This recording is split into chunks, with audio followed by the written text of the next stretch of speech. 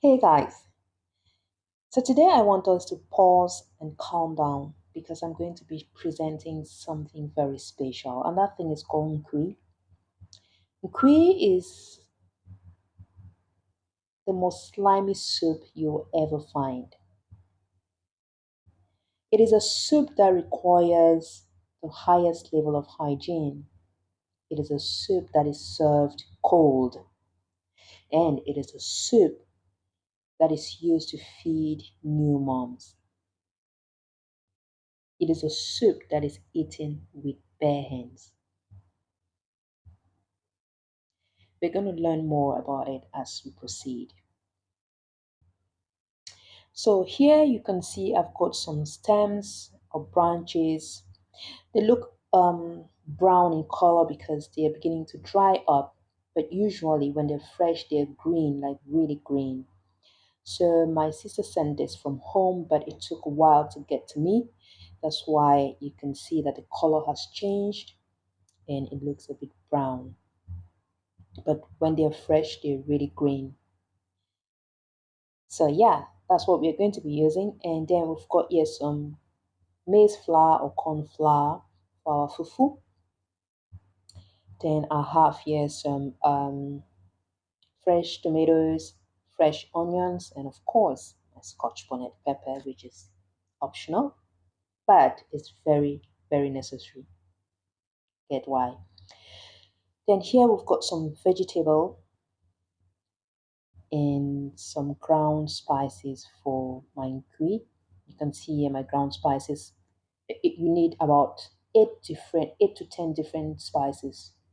So my sister ground it for me, and then I have here some salt and some limestone. We're going to be using limestone as well. So this dish is actually a vegan or vegetarian dish. Then we have here some palm oil. So if you're a vegetarian, this one is for you. So yes, now let's go ahead and start preparing our nkui. What we need to do is peel the nkui because what we need is just the skin or the back of the nkui. Should I say yes, the back of the nkui? Just like the back of a tree, we just need the back of the nkui. So we are going to go ahead and peel it. I'm finding it a bit difficult to peel because, like I said earlier, it's beginning to dry up. It's getting dry, so I find it a bit difficult to peel it easily. But I am gonna go ahead and do it. So yeah, that's what we are going to be using. We're going to peel everything nicely.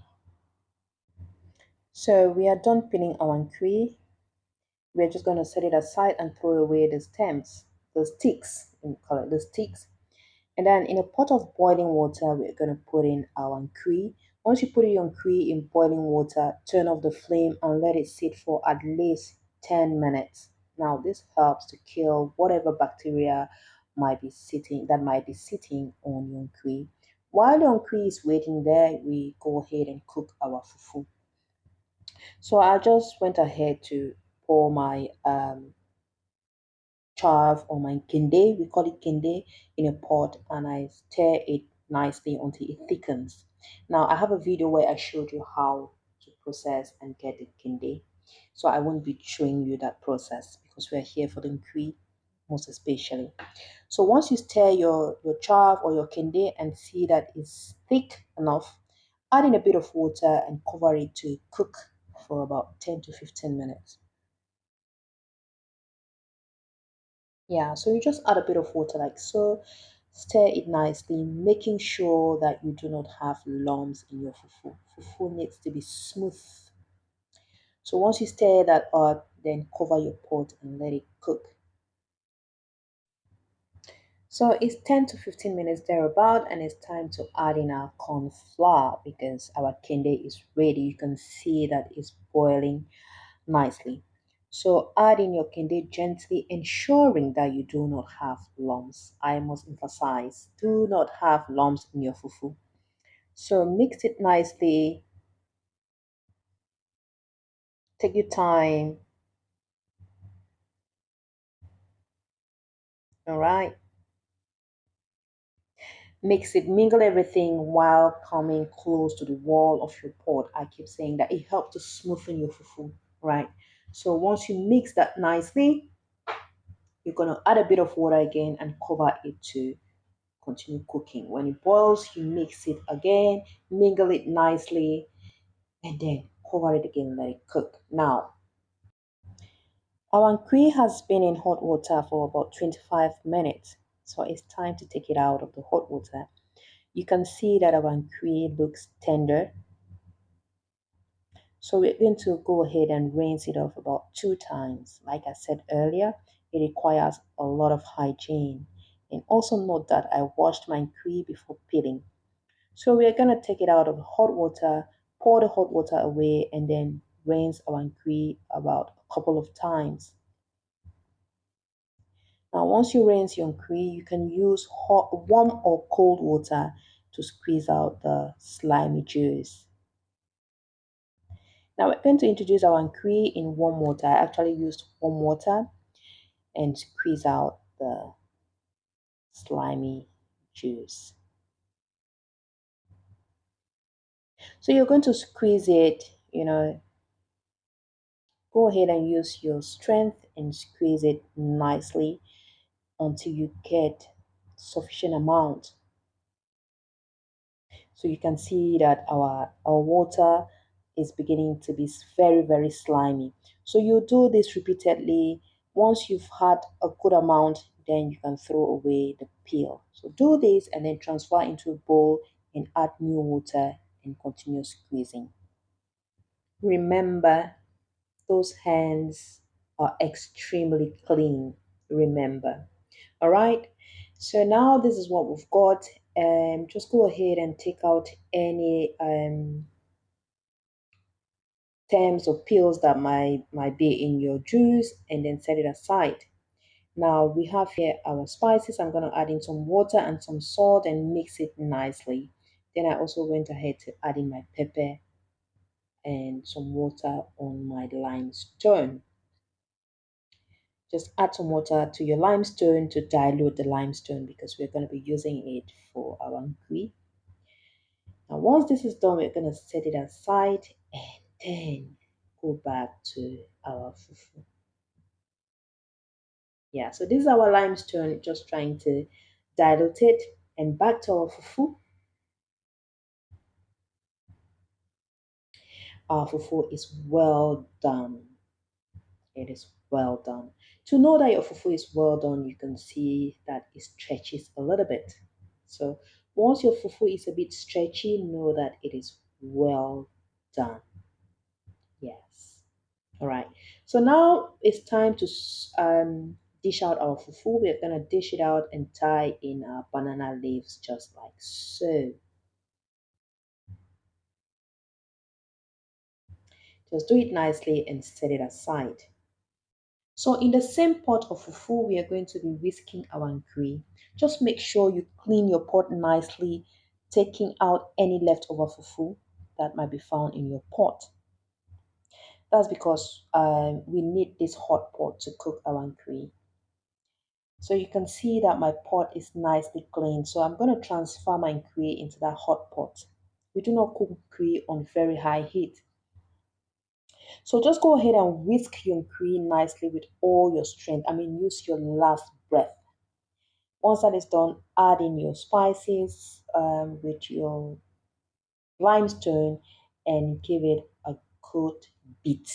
Beat it nicely. I mean, use your last breath to beat this because you need to make sure that your nkui and your spices are beautifully mixed. So once that happens, you see that the color of the nkui has changed into this beautiful color that you have here. That shows that your nkui is perfectly made. All right, just go ahead and whisk it a bit again and make sure that your salt is enough. Note, nkui takes a lot of salt. It does take a lot of salt. So we're just going to go ahead and add our remaining ingredients and whisk it again nicely. At this point, we're going to set it aside. Then In a pot of hot oil, just add in your onions, tomatoes, stir fry for a few minutes. Once your tomatoes are ready, go in with your vegetables. Here I won't be going detailing because I also have a video where I showed you how to fry your huckleberry for fufu. So we're just gonna go ahead and add in our jaman jama. This is jaman jama. Add in your jaman jama, stir fry, and once it's ready, then it's time to serve your fufu and kui and enjoy now. All right, so we're gonna let it cook for about 5 or 10 minutes, and then that's ready. Now let's serve our nkui. So nkui is a bit tricky. We do not serve nkui using a dishing spoon. Otherwise, you'll find your entire pot on the ground, and you have to be very smart when you're dishing it. Secondly, that's why your hands are supposed to be very, very clean. All right.